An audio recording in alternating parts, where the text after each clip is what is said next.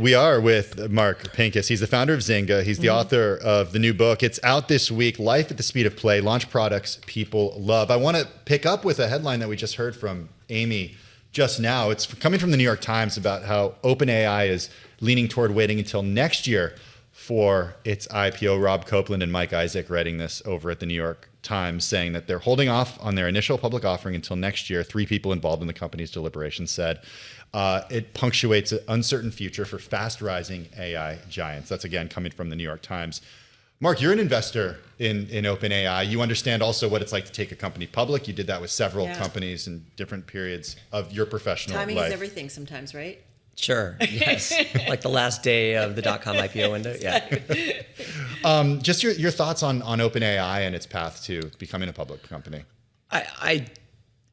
I'd say on the one hand, I'm not sure how much the timing matters, other than if it changes their access to capital. So I don't think they can afford to get significantly behind in the capital and build out race, but it's not clear that you have to necessarily go public these days. And if you look at the sizes of investments, so I think OpenAI is just an amazing kind of generational company, and I think people who count them out and say this is all Anthropic are short-sighted. And I think that OpenAI has to catch up on the coding side.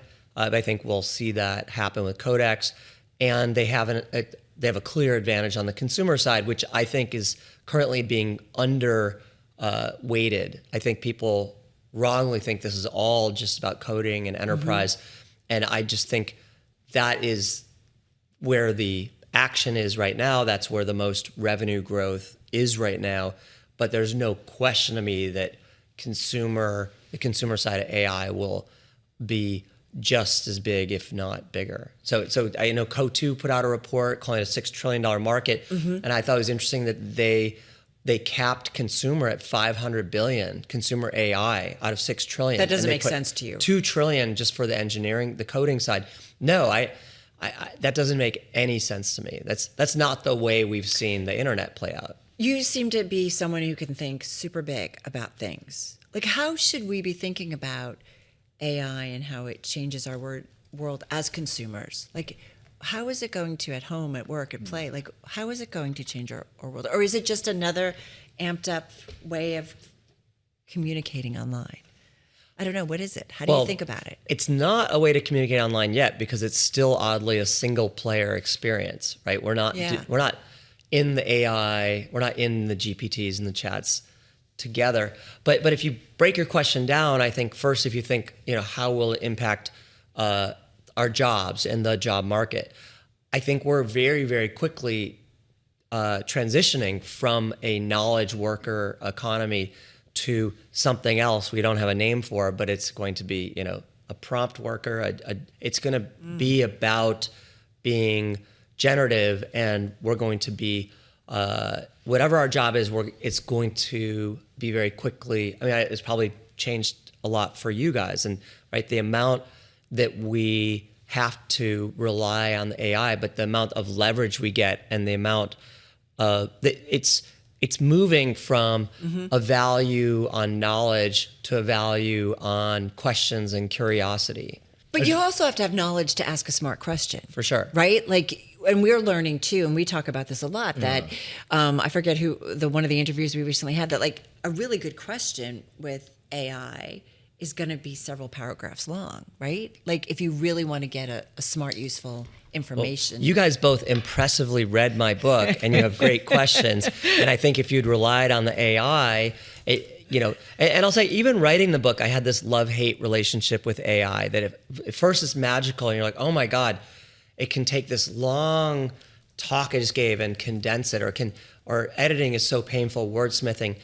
And then you start reading it, and it starts to get homogenized. Yeah. And it's like, it starts to feel soulless. And it's like, where did my voice go in this? And I even tried a style guide, and I'm like, I want you to sound like my voice. And eventually I was like, I don't want you to change my words unless you absolutely have to. And then eventually I said, you know what? it's really helpful for some things. It's part of a process to take a long talk track and condense it to make it more organized. But I started to really, kind of like a vinyl record, appreciate the imperfections of how I talk and say, you know what, that's my voice, and that's how you know it is me. Right. You know, a major theme in the book is making decisions that your future self will respect. You have this framework, the Book of Life, which is, I think, a really important way to set up the book. I want to talk about that just in the last couple of minutes we have in the context of you being so public in 2024, coming out and saying, after so many years and so many millions of dollars donating to Democrats, I am now coming out in support of President Trump. I was surprised, I think, a lot of people to see you do that. How did your Book of Life framework and your idea of like looking back at that decision inform that decision at the time? It's such a good question. You know, it's definitely not something I signed up for in my Book of Life. However, it is important to me. Intellectual honesty is important to me, and being willing to take an unpopular stand.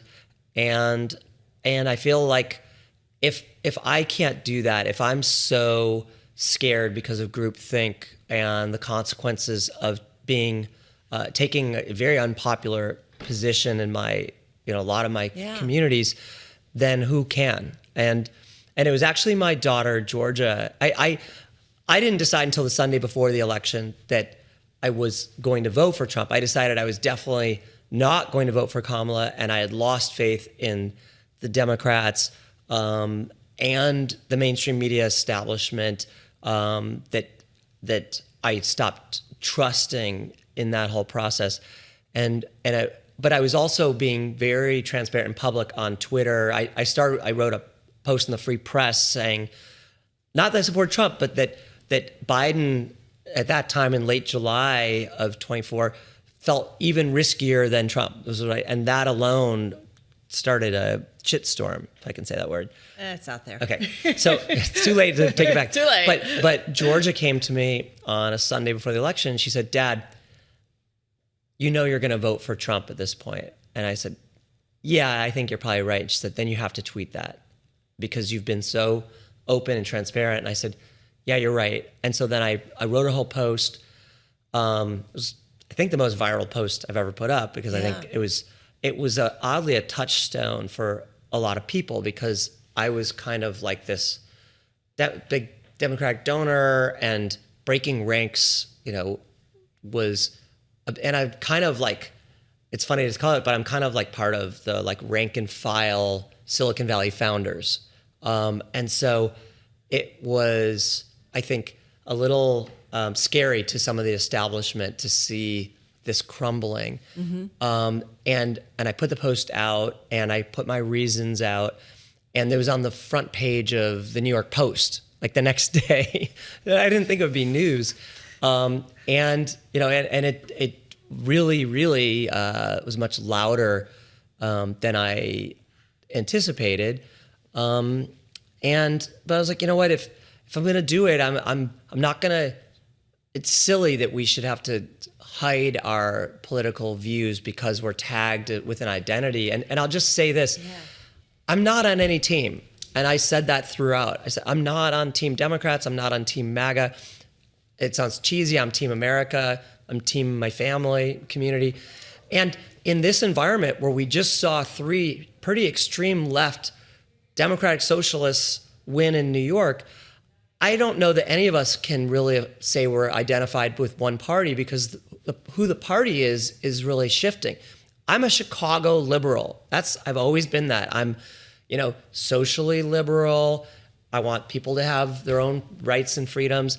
And I'm fiscally and economically conservative. I want to see a responsible government. I think I'm stating some obvious things here that 80% of people, 90% of people agree with. And so for that to then define me as being right, far right, and to hear journalists say, I couldn't find a far right founder in San Francisco. Can I interview you? And I'm like, you want me? I'm far right. I'm like, I'm still here. Nothing's changed. So weird, yeah.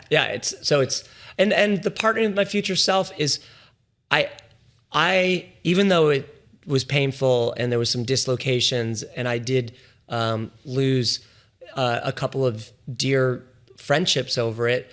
I am happy that Mark No 2024. regrets. No, I'm happy Mark 2024 took a stand. God, I feel like that's a perfect place to wrap. We don't really want to wrap. We hope you will come back. This is really fun, and I was not expecting you guys to have read my whole book and have all of these really insightful questions. So I hope you guys follow the format of my book. I hope that you take an idea, prosecute it, and as a side hustle, you build a huge business, and then this becomes your hobby. I love it. I love it. You give us a lot to think about. And I have to tell you, we still have a bunch of questions. So I mean it. Please come back. We would I would really love love it.